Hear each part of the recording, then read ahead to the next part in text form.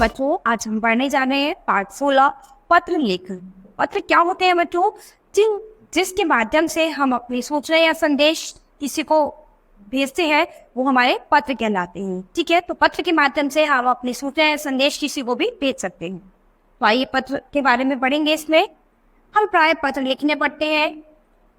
यह सूचना में संदेश देने के माध्यम है। तो पत्र क्या है? हमारे सूचना और संदेश देने के माध्यम है। तो पत्र के प्रकार कितने होते हैं? मुख्य रूप से ये दो प्रकार के होते हैं, निजी पत्र और औपचारिक पत्र।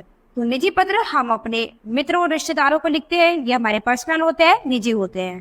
लेकिन औपचारिक पत्र कैसे होते हैं? हम उन अधिकारियों को लिखते हैं जिनसे हमें कुछ विशेष काम होता है, जैसे प्रधानाचार्य को पत्र, नगर निगम अधिकारी को पत्र आदि। अच्छे पत्र की क्या क्या विशेषताएं होनी चाहिए? इसमें सही स्थान पर दिनांक, स्थान व पता लिखा होना चाहिए। उचित व आदरयुक्त संबोधन का प्रयोग करना चाहिए, यानी अच्छी भाषा का, आदरयुक्त भाषा का आपको उसमें प्रयोग करना है। कोई भी शब्द गलत नहीं लिखना है। ठीक है। पत्र सरल व संक्षिप्त होना चाहिए, यानी पत्र की जो भाषा है एकदम सरल होनी चाहिए, संक्षिप्त होनी चाहिए कि सामने वाले जो आपके पत्र को पढ़ रहा है वो आसानी से आपके पत्र की भाषा को समझ जाए। इसमें कोई भी बात बार बार दोहरानी नहीं चाहिए, यानी आप एक ही बात को बार बार नहीं लिखेंगे, बार बार दोहराएंगे नहीं। इससे क्या है कि आपके पत्र की वो खत्म हो जाएगी, सामने वाला आपको बात को ढंग से नहीं समझ पाएगा। यहाँ पर आपके पास कुछ पत्र है, तो आइए इन पत्रों को पढ़ते हैं। मित्र को जन्मदिन की बधाई पर पत्र।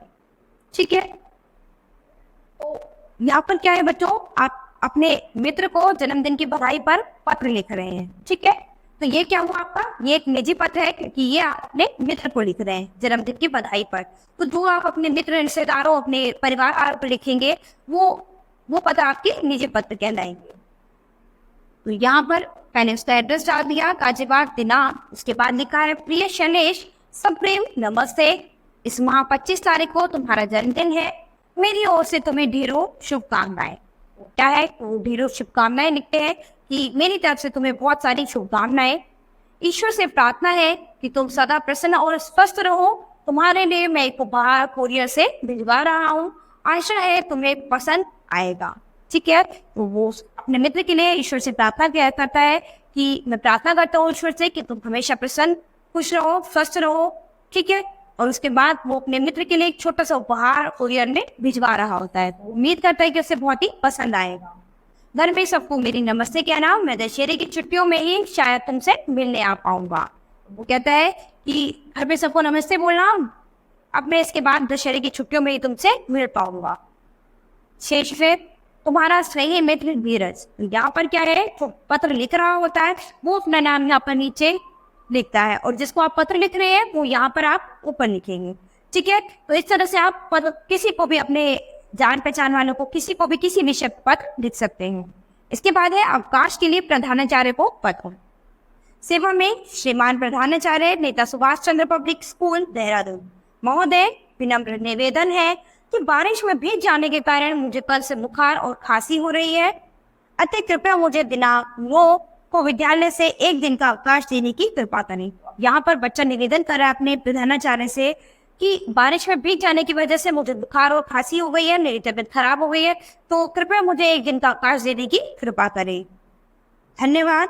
दिनांक आपकी आज्ञाकारी शिष्या नेहा श्रीवास्तव, कक्षा 2, हस्ताक्षर अभिभावक। तो भी क्या है कि अब यहाँ पर वो अपना परिचय देती है कि मैं ये लड़की हूँ, कक्षा 2 से हूँ, और यहाँ पर अपने अभिभावक यानी अपने माता पिता के साइन करवाती है। तो क्या है बच्चों, यहाँ पर आपने पत्र पढ़ा है कि पत्र एक तो निजी होता है, एक औपचारिक। तो औपचारिक हम अपने प्रधानाचार्य या फिर किसी भी अधिकारी को लिख सकते हैं, और निजी पत्र जो है हम अपने परिवार वालों को, मित्रों को, रिश्तेदारों को ही लिखते हैं। तो बच्चों यहाँ पर आपने पत्र लिखना सीख लिया है। तो आप क्या करेंगे, एक निजी पत्र और एक औपचारिक पत्र घर में आप अपने किसी भी विषय पर लिख सकते हैं। ठीक है, तो आपको पत्र लिखने का अभ्यास हो जाएगा अच्छे से। आप अगर पत्र लिखेंगे तो आपको कभी भी दिक्कत नहीं होगी, कभी भी आपको किसी भी चीज के ऊपर पत्र लिखना है तो वहां आपको समस्या नहीं आएगी। तो बच्चों, आप घर पर इसका अभ्यास करेंगे पत्र लिखने का। तो आज हमारी क्लास यही खत्म होती है। अब हम अपनी नई क्लास में मिलेंगे अपने नए पाठ के साथ। धन्यवाद।